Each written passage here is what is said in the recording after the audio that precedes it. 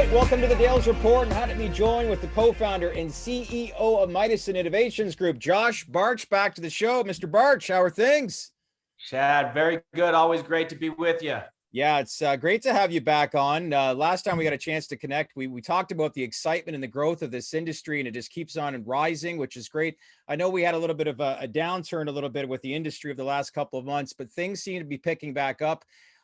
When I look at you specifically, last week, Roth Capital Partners initiated coverage on Mydecine with a buy rating and a 12-month price target of $3 Canadian, which is Josh, ready for this, 916% higher than the current trading price.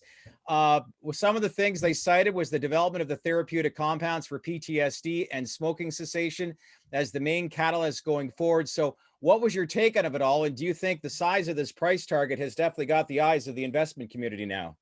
Yeah, obviously we were very pleased to see, Elmer's report that came out. Yeah.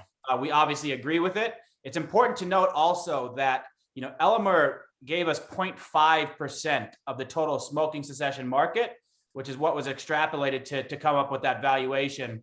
Obviously, if you look at the efficacy data coming out with studies that we're based on and available data on smoking cessation utilizing an analogous product to our MYCO 001, the efficacy rates are showing astronomically higher than what's currently available. Wow. It's also after and this is serendipitous. This was obviously not planned. We had no control on this, but by far the largest revenue generating drug in smoking cessation to date is Chantix. Okay. It's a Pfizer drug. We knew for a long time that Chantix is it's incredibly dangerous for you, which we knew.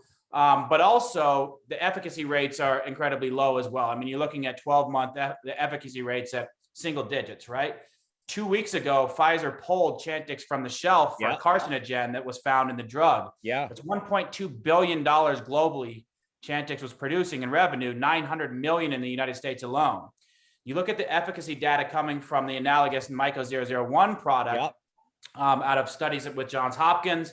And we're very excited to be talking about who we're working with on the study here in the near term as well. But you're looking on that 15-person study done in 2007, published 2014, at 85% 12-month complete abstinence. Wow. On an individual smoking more than 30 years, try to quit more than 5 times. I mean, these are astronomically large results, right? So we think, to go back to your initial point, we think that we should garner much more than 0.5%, but even at that small percentage rate, the numbers are incredible. Well, you're known in the space a lot of the times for being that phase 2A clinical trial company focusing on PTSD, which is in the works. However, Roth cites as I said before, the blockbuster potential market for compound MYCO 001 for smoking cessation, which could peak, as we said, $3 billion in sales 5 years after introduction, assuming the drug goes the distance with regulators. So based on their report, do you still feel in some ways that you still could be undervalued? I mean, absolutely. Again, I just kind of touched on the overall market size. I think it's important to note as well that, Mydecine has a phased approach, and we have our first generation of that smoking cessation drug, which is MYCO 001. It's a purified single molecule of psilocybin, refined down to a 99.9% purity, which is analogous to the synthetic format, except we have complete freedom to operate.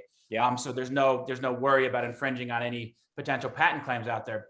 It's also very important to note that we believe that we'll be moving into a seamless phase 2/phase 3 study in early 2022.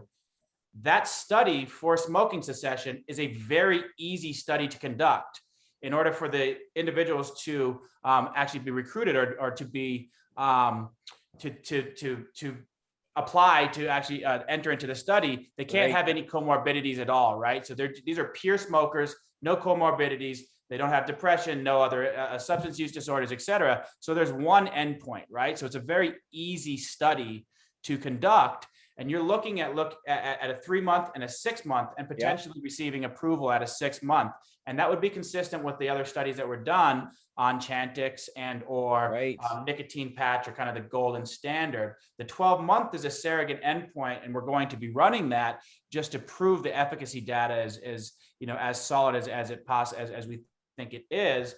But it is, again, important to note that we could be receiving and completing phase 3 trials as early as 2023, which is obviously in the incredibly near term. So what are you seeing? Like phase 3, that's huge. So if that's early next year and you begin that, like what's the momentum and feedback that you're seeing right now that could potentially bring that to fruition? Yeah, I mean, obviously it's been incredibly positive. We've been working on this for the better part of 8 months. And again, we've Yeah. announced very little of the actual initiative. We'll be talking much more in depth in the coming weeks about the entirety of the study, who our partners are, what is the data sets that we are actually working off of, and what is the plan, as well as additional test sites that we'll be utilizing for that study. Obviously, this is a very well thought out program. We've been working with the Weinberg Group, which are internationally renowned FDA consultancy, Ethica CRO, which is our chosen CRO. They're the world's first accredited CRO. That relationship came by way of Dr. Rakesh Jetley, our chief medical officer. During his tenure in the Canadian Armed Forces, that was the CRO that they would work with to conduct their clinical trial. So obviously a very accredited CRO as well. So we've been designing and methodically building this program quietly for quite some time. And now we're starting to vocalize it, which we think that the market should obviously react to very favorably. Very, very interesting to say the least. Some of the stuff that I actually looked at stats wise, what's the average like American audience? Is it 10 to 15% are still smokers within the country? There's about 30 million, give or take, people in the United States alone smoking. What's more important to look at is the destruction that smoking is causing. 1 in 5 Americans are dying annually of smoking or smoking related diseases. It's 480,000 a year that are dying in the United States alone from smoking. Those are crazy numbers to think about. If you look at all the other addictions combined, as far as the death rates, it's a little blip on a scale compared to smoking. It's by far the largest problem of all other addictions. Something that we do believe as well is that our MYCO 001 product, as well as our MYCO 004 product, are proven. If you look at the NYU study, et cetera, the efficacy should be very, very solid for other addictions as well. So we think that smoking cessation is just the tip of the iceberg. Once we prove it out in that, because that's a true addiction, right? There's no ancillary problems that it causes in individuals' lives. Like alcohol can ruin your life. It ruins your family life. You can lose your job. Smoking, they live normal lives, generally speaking, until they get ill with illness. So we know if we make them, if it's effective in quitting cigarettes, it's a raw addiction, right? So for sure it is. It's probably the biggest addiction of it all. 100%. So, it's a great starting point. It's the largest addiction category by far. And obviously the largest marketplace from a business standpoint as well, as it pertains to addiction. Something to think about, obviously. This has been a topic of conversation with, I know, Health Canada, obviously the FDA in the US. This has been obviously something on their radar for quite some time to obviously narrow down in smoking. So I would think as far as the advancement, it would be a lot more favorable than, say, some of the other compounds that are being researched. Or is that fair to say that? Absolutely. I mean, you're talking about a treatment that has 1 macrodose of psilocybin. You take this substance one time, and then you have a 13-week protocol with psychotherapy, right? CPT. Now, if you look at the other drugs that are out there, again, Chantix obviously just got pulled for a carcinogen that causes cancer. So, that's backwards. We're not surprised. Needless to say, very dangerous. Also had other side effects like suicide, weight gain, et cetera. You pretty much, you name it, it was on that label. So these are incredibly dangerous drugs that they want to give you a pill in perpetuity, right? It's not something that's curative at all. So the first experience on our MYCO 001 product is a long experience, potentially 4 to 8 hours, right? MYCO 004 is a much more refined product. Still the same experience. However, it's condensed down to about a 2-hour delivery time. So obviously much more scalable, and we think is much more applicable in a therapy setting as well. I got to ask, given that Roth doesn't really include compound MYCO 004 in its latest valuation model, do you think we could see Roth increase the price target in the near future? Yeah, absolutely. I mean, right now we're in preclinicals running the pre-IND enabling studies on that MYCO 004 product. Again, we're very confident. If you look at traditional pharmaceutical drug development, a lot of them are shots in the dark, right? Novel molecule. When you're developing novel molecules in traditional pharma settings, they're really starting from scratch, right? We're Yeah. starting from a very, very solid basis point. We're taking the psilocin molecule that we know is efficacious, we know is, works in our target indication, and then modifying and making iterative changes to make it, one, safer, Yeah. two, more shelf stable for the FDA's requirement, and three, a shorter acting, more controllable experience, which is obviously, much more scalable, but more importantly, allows you to treat a larger patient population than a traditional single molecule of psilocybin would. This is a huge like the need for a natural based solution is probably bigger now than ever, especially knowing the news, as you just said earlier, about Chantix, with it being basically pulled from like a lot of these shelves and stuff like that. But what does the opportunity, I guess, present for you? And like I said, you not think a natural based solution seems even that much more important now? Yeah, I mean, again, natural base is one thing. If you look at the safety profile of even the synthetic format, and MYCO-004 is a synthesized molecule. However, it's based off a natural precursor. It is based off a natural molecule as a starting point. Still much, much, much safer than what's currently available.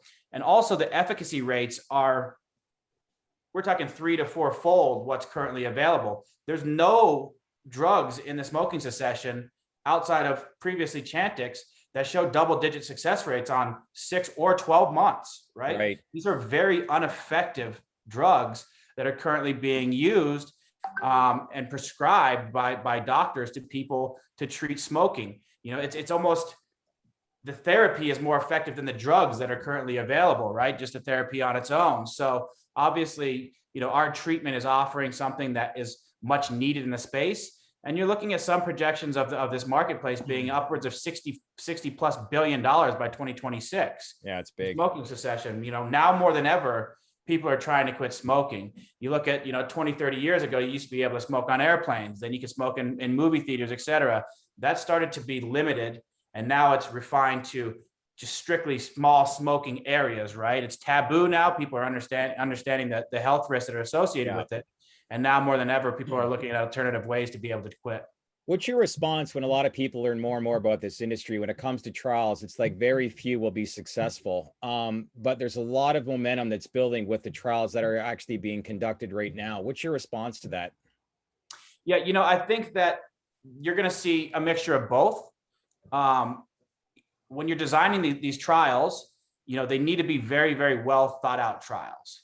You're dealing with an incredibly radical substance that, if not, administered properly and treated properly in the proper setting with the proper professionals and proper protocols, it could be, it can have the adverse effects for sure. Additionally, you need to make sure that you're dealing with a great CRO with world-class institutions, and also that your FDA paperwork and FDA interactions are very well thought out and done by professionals with decades of experience as well. Yeah. So again, if you take those necessary precautions, the substances that are at hand are incredibly effective and incredibly safe in the vast majority of instances, right? So, I think you're going to see a mixture of both for sure. But more so, I think positive results will come out in positive tests. And obviously the second generation of drugs done by some of the good players in the industry, show incredible promise, and I think will be incredibly successful as well.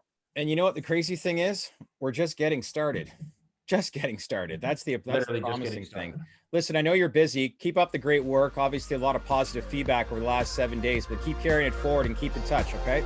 Thanks so much, Chad. I appreciate it. All right. Thanks, Josh.